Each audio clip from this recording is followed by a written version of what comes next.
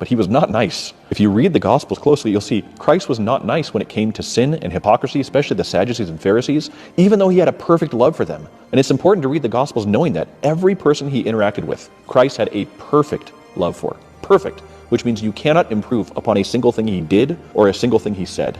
And that love often came out as condemnation. For those it did not come out as condemnation for, it came out as a soft, merciful, compassionate love because he was calling them to repentance. And so once we remove repentance from that, it's no longer loving. And I would argue that that's one of the least loving messages a Christian can bring out, is to say, Christ loves you as you are. No, Christ loves you as the saint you are called to be and have the potential of becoming.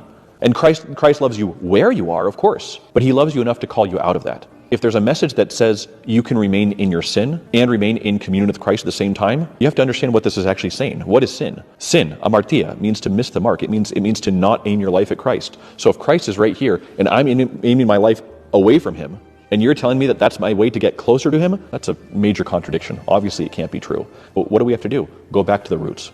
Go back to the roots, which means follow the saints. Follow what they did. And the saints never embraced their sin and said, this is who I am. If I could say one more thing about this, I would say, you are not your thoughts. You are not your feelings. About a year ago, I added a third one. You are not your sin. What are you? You are deep down the saint that Christ has made you to be.